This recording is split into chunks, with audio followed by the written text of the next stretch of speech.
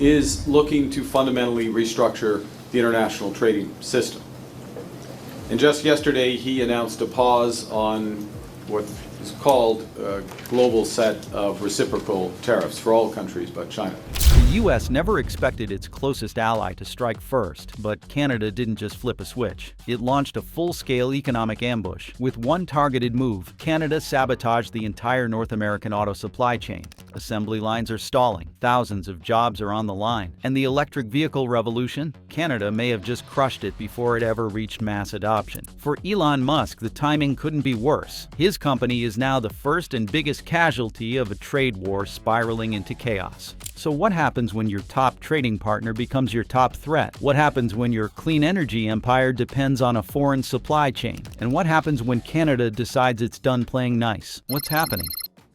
Elon Musk just got hit where it hurts the most: Canada's raw materials. For all of Tesla's innovation and global reach, the company's ability to produce cutting-edge electric vehicles still depends heavily on one thing: access to raw materials like nickel, lithium, and aluminum. And for years, a significant portion of those resources came from one place: Canada. With the stroke of a pen, Canada changed that. New tariffs and export restrictions on these essential materials sent a seismic shock through Tesla's entire operation. The gigafactories in Nevada and Texas didn't shut down overnight, but the warning signs were immediate. Suppliers began signaling price hikes. Logistics teams scrambled to secure alternative sources. And investors, they panicked.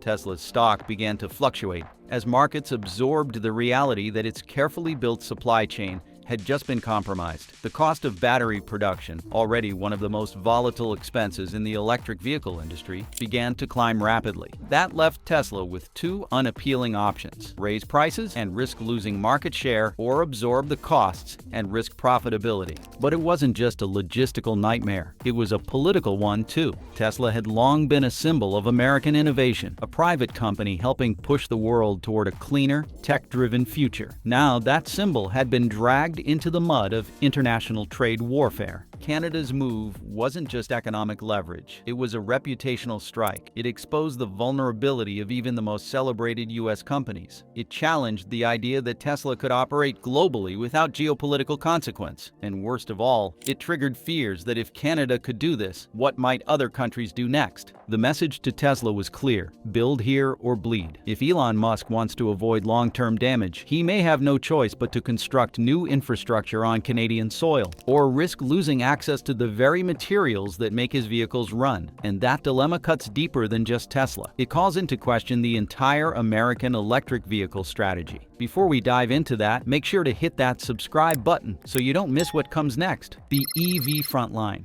What if climate policy became a weapon of trade? That's no longer a hypothetical. Canada is doing exactly that, using the language of climate action to cloak an all-out economic push for dominance in the electric vehicle market. At the heart of this strategy lies a bold proposal from Canada's New Democratic Party: a 100% tariff on Tesla vehicles. But they did not stop there. The NDP is also pushing for a $10,000 subsidy for every Canadian-made electric vehicle. Together, these two moves form a powerful 1-2 punch. Punish the foreign leader while elevating the domestic contender. This isn't protectionism in its old form. This is green nationalism, a fusion of environmental rhetoric and economic strategy that Canada is wielding with surgical precision. The message to voters: support climate goals and protect Canadian jobs in one move. The message to America: compete on our terms or don't compete at all. And it's working. Canadian firms, including Ford and General Motors subsidiaries operating north of the border, are gaining a competitive edge. Even Volkswagen is moving to open a battery plant in Ontario. With local production comes eligibility for local subsidies. And with that, a growing divide between the future of American-made EVs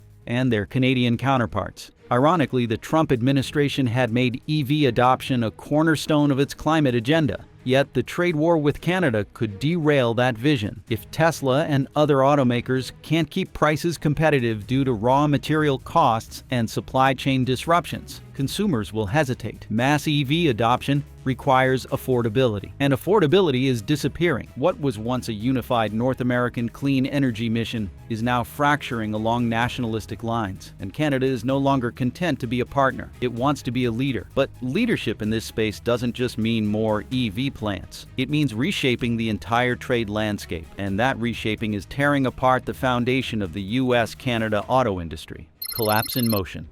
A single car might cross the border 5 or 6 times before it was finally assembled. Engines from Windsor, dashboards from Michigan, aluminum frames from Quebec. It was a seamless flow of parts and labor.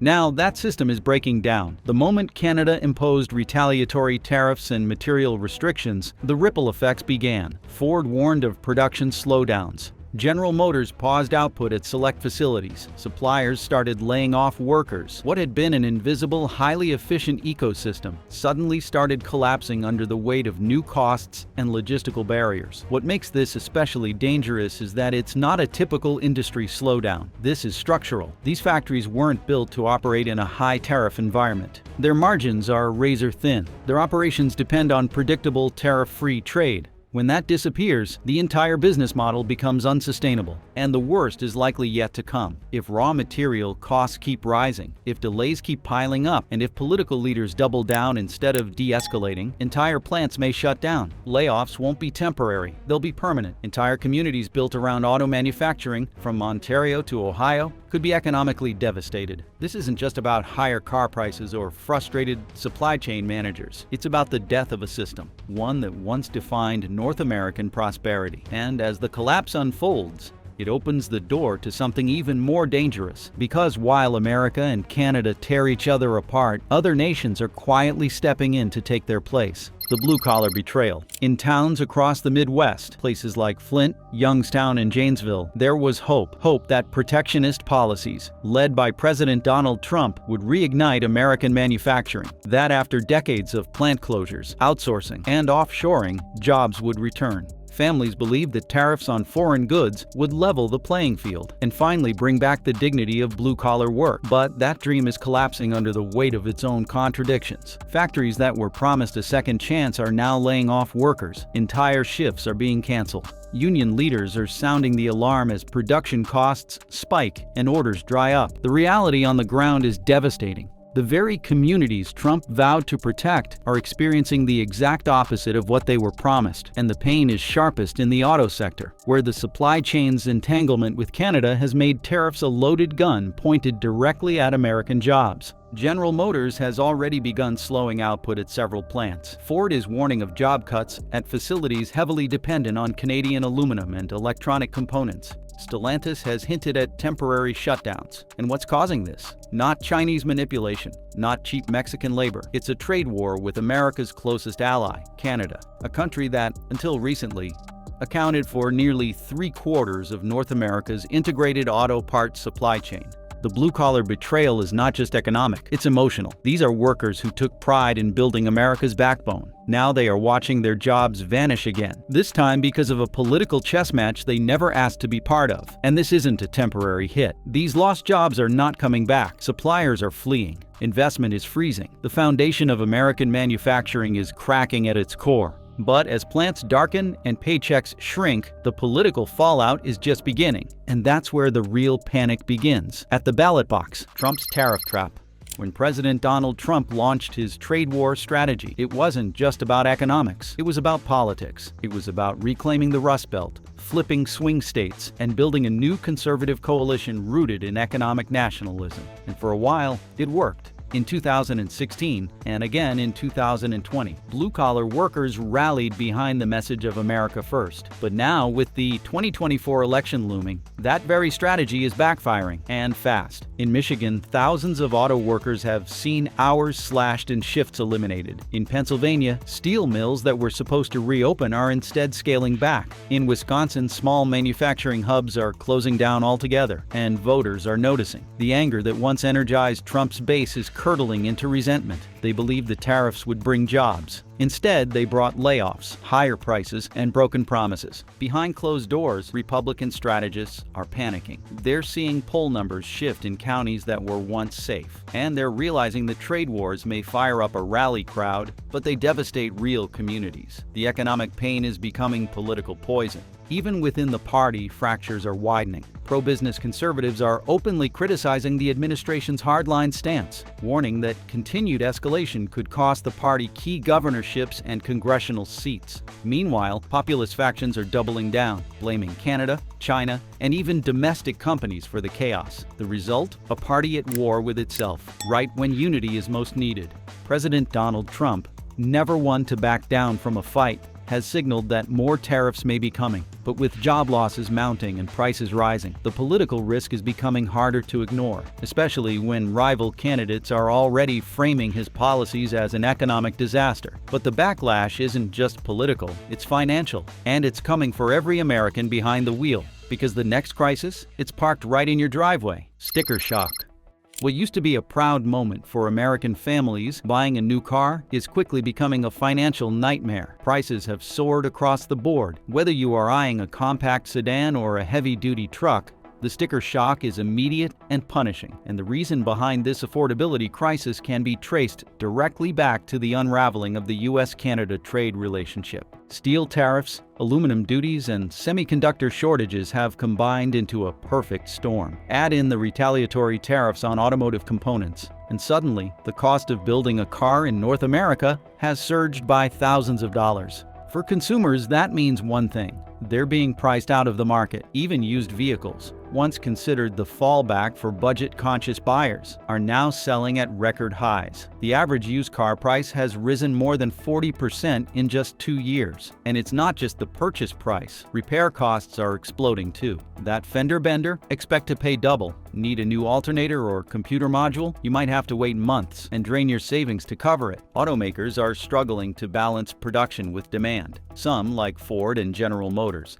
are cutting back on lower-margin vehicles altogether, leaving consumers with fewer affordable choices. Meanwhile, luxury and premium vehicles dominate what's left on dealership lots. For the average middle-class family, this means hard decisions. Do they lease something out of their budget, keep an aging vehicle that's falling apart, or walk away from car ownership entirely? It's more than just an inconvenience. It's a lifestyle shift, mobility, independence, the freedom to drive to work or take your kids to school. These things are now under threat. And for Americans in rural or suburban communities, where public transportation is not an option, the consequences are life-altering. But this affordability crisis isn't isolated. It's part of a larger economic pattern, a pattern where every new policy seems to land like a punch to the gut. And it's only going to get worse in the next round. When every policy feels like a punch, forget theory, forget policy papers. The trade war between the United States and Canada is no longer an abstract issue. It's a daily, tangible burden for millions of families.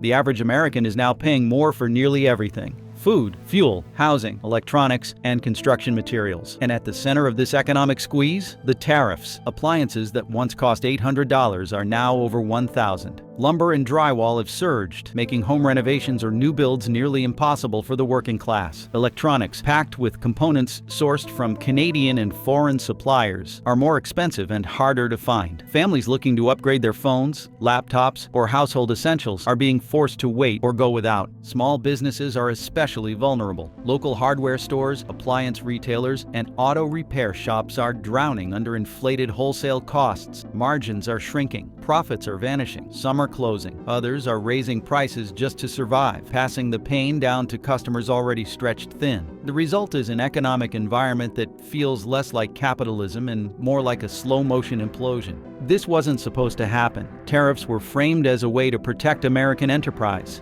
Instead, they're punishing the very people they were meant to help, and the psychological toll is just as dangerous as the financial one. Economic anxiety is surging, confidence is crumbling, and trust in leadership, on both sides of the aisle, is wearing thin. Americans are tired of being economic pawns. They're tired of policy experiments that ignore real-world consequences. And as this trade war drags on, one thing is becoming abundantly clear. This isn't a strategic negotiation anymore. It's a chaotic, destructive war with no exit strategy and no regard for the citizens caught in the crossfire. And just as America reels from the internal chaos, the rest of the world is starting to move in for the kill. Why American industry can't compete anymore? We used to build the world's economy. Now we can't build a truck without imports. That's not just a rhetorical jab. It's a reflection of the decaying skeleton of American manufacturing. The machinery that once powered cities like Detroit, Pittsburgh, and Cleveland has either been shipped overseas or left to rust in silence. What remains is a fragile ghost of an industrial empire, dependent on other nations to function. Decades of outsourcing have hollowed out America's core. It started subtly in the 1980s, when executives promised that moving manufacturing overseas would lower costs and increase profits. Those savings were never passed to workers, and the long-term damage was catastrophic. Factories shut down. Skilled labor was left without purpose. Communities that relied on manufacturing collapsed, but worst of all, the country lost its ability to produce the components it needs most. Today, if you want to build a car in the United States, you need parts from Mexico, wiring from China, lithium from Canada, and microchips from Taiwan. The average vehicle crosses the U.S. border multiple times before it's even finished. If any part of that supply chain falters, production halts. That's not a trade strategy. That's a gamble. And now, with tariffs tearing through U.S.-Canada relations and China no longer a reliable trade partner, the gamble is collapsing. American manufacturers are facing historic bottlenecks, and they have no domestic fallback. The United States has not invested in redundant capacity or vertical integration. It has no plan B. Worse still, the skilled labor pool has dried up. For decades, young Americans were steered away from trade schools and into white-collar education paths. Now there is a massive generational gap in mechanical and technical skills. Retirements are outpacing new entries into fields like machining, welding, and electrical systems. Even if the factories existed, we wouldn't have enough trained hands to run them. This isn't just an economic inconvenience, it's a national vulnerability. In a time of global instability, supply chain security is power. America surrendered that power, and now it is paying the price. But the industrial crisis isn't confined to steel and machines. It reaches into the soil itself, and that's where the real starvation begins. Trump's immigration crackdown starves America. What happens when no one is left to harvest your food? You don't have to imagine it, it's already happening. Across the country, crops are rotting in the fields, dairy operations are shutting down, and meatpacking plants are operating with skeleton crews. The reason? A deliberate war on the very labor that keeps the agricultural heart of America beating.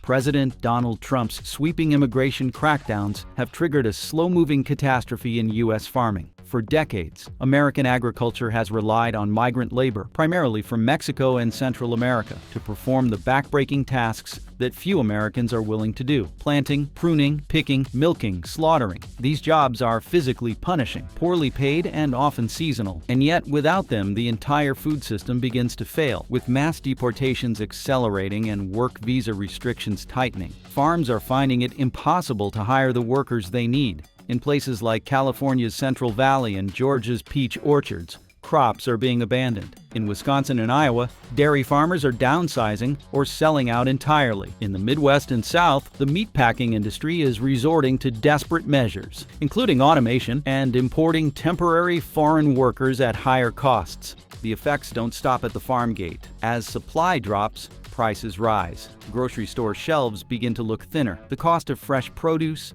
dairy, and meat has risen sharply over the past 2 years, not just because of inflation, but because there is less being grown and processed. Farmers are angry. Many of them supported Trump, believing his policies would protect their livelihoods. Now they are watching their fields go fallow and their barns go quiet. This is more than just irony. It's economic suicide.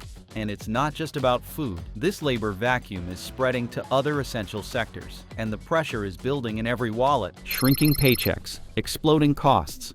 Groceries, rent, loans, gas, everything's up except your income. It's a sentence every American household feels, but few can explain. The term is inflation, but the experience is slow suffocation. Your paycheck buys less. Your credit card balance grows. Your financial future shrinks.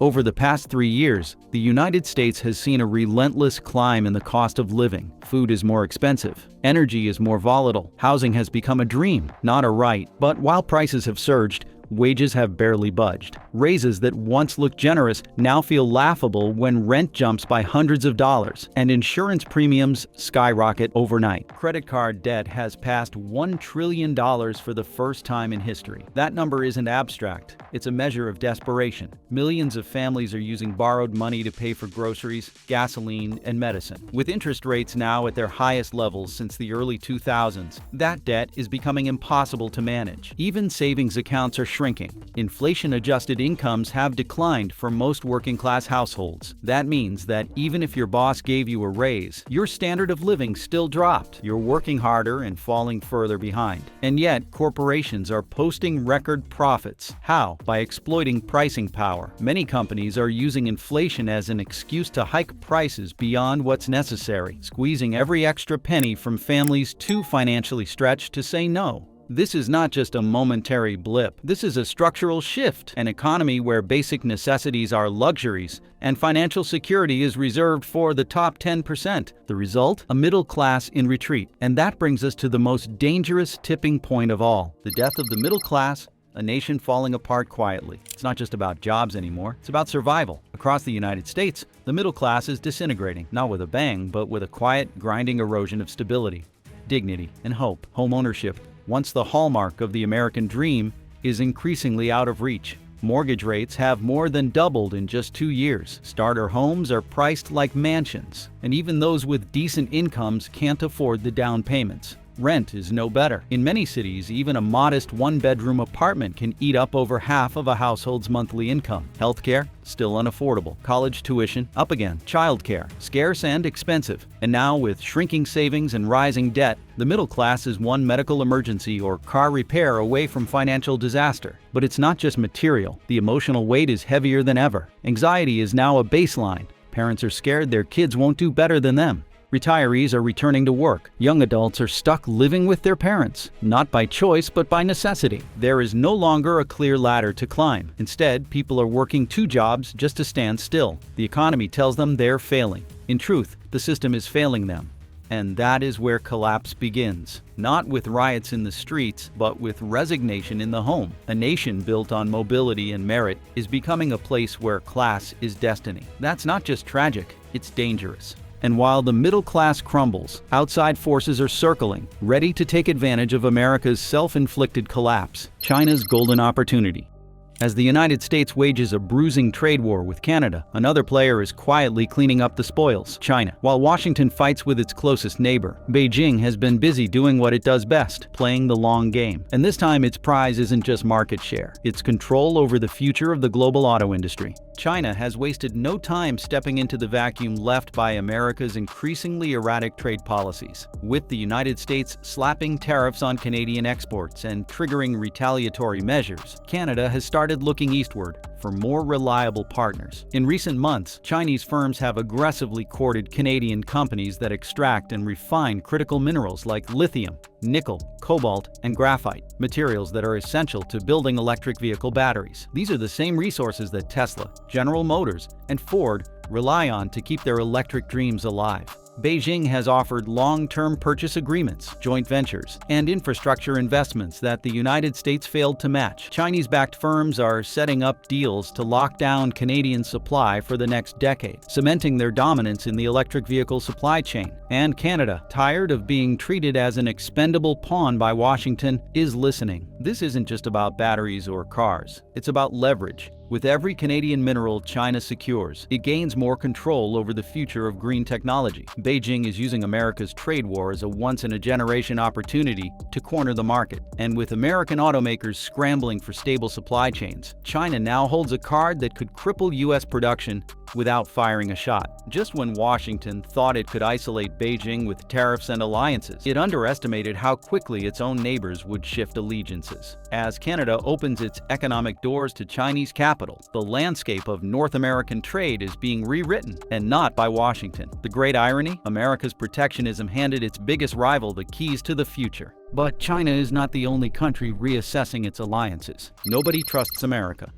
Once seen as the cornerstone of global commerce, the United States is now viewed by many of its allies as a volatile partner and increasingly a threat to economic stability. Years of unpredictable tariffs, diplomatic tantrums, and economic nationalism have eroded the trust that once defined America's global relationships. Countries are no longer waiting for Washington to lead. They are building a world where they don't have to rely on it at all. Germany has shifted its focus towards strengthening trade ties within the European Union and with fast-growing Asian economies. France has publicly criticized U.S. protectionism, advocating instead for economic sovereignty from the instability of Washington's politics. Even the United Kingdom, despite its traditional loyalty, is looking to diversify its economic strategy in the post-Brexit era. In short, old friends are finding new partners. Trade deals that once would have included America as a central pillar are now being negotiated without it. The Comprehensive and Progressive Agreement for Trans-Pacific Partnership, a pact once intended to box out China, now features China lobbying for membership, while the United States remains absent. Latin American nations, frustrated with shifting U.S. trade rules and sanctions, are forging deeper ties with the European Union and China. Even African nations are pivoting toward new investment sources that come with fewer political strings attached. The reputation damage is real. When America signs a deal today, global leaders ask not whether the deal is good, but whether it will survive the next election cycle. Washington's trade promises are no longer ironclad. They're seen as optional, temporary, or transactional. That instability has consequences. Global manufacturers that once built entire supply chains around the predictability of U.S. markets are now hedging their bets. New factories are being planned in Southeast Asia. Investment once destined for Michigan or Ohio is being redirected to Vietnam, India, and Eastern Europe. Multinational corporations are quietly shifting their footprint away from a partner they no longer trust. And as the U.S. grows more isolated,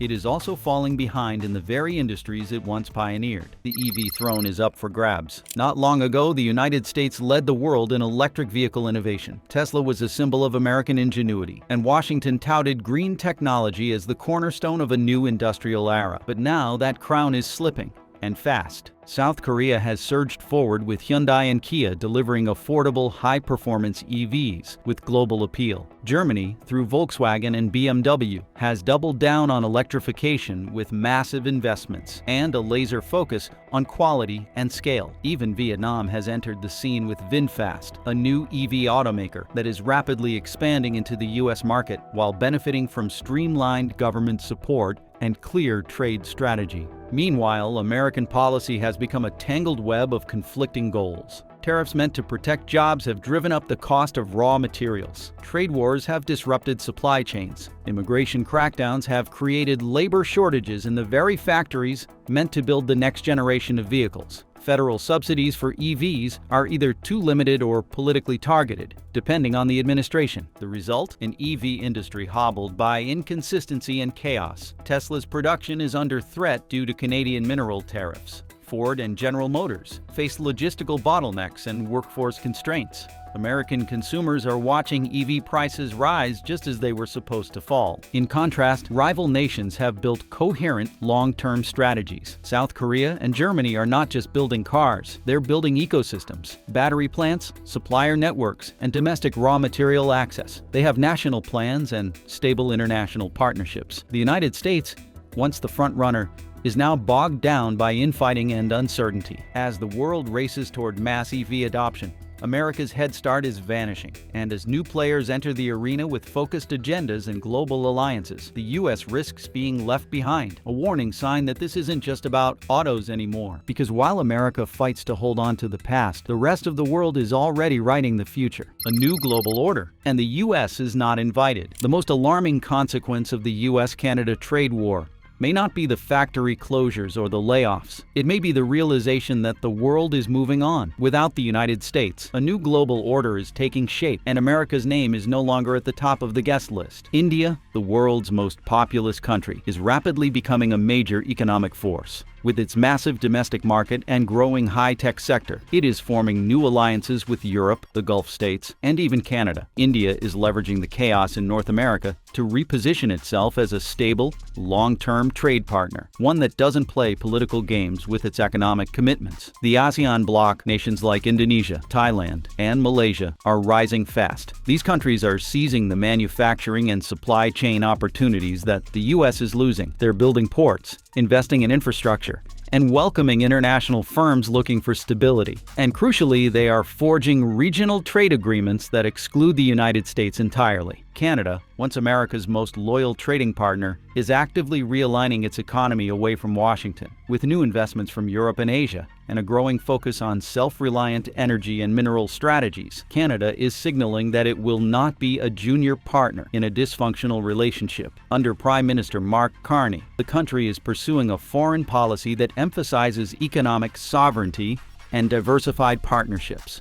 What we are witnessing is not just the fallout of one trade war. It is a systemic shift. The world is reshuffling its alliances. New economic leaders are emerging. Multilateral institutions are adapting to reflect the new power balance. And the United States, through a mix of arrogance and strategic blindness, is becoming an outsider. This isn't some future threat. It's happening now. Supply chains are being redrawn. Investment is flowing elsewhere. Trade routes are rerouting. America is not being pushed out of the global economy. It is walking out the door. And if it does not find a way back in soon, it may find that the global economy has moved on without it. America's auto industry is crumbling, Tesla's in trouble, and the world is moving on without us. So who's really to blame? Elon Musk, Donald Trump, Canada, or the system itself? Let us know in the comments. We read every single one. And if you want more hard-hitting breakdowns like this, hit subscribe, turn on notifications, and stay tuned.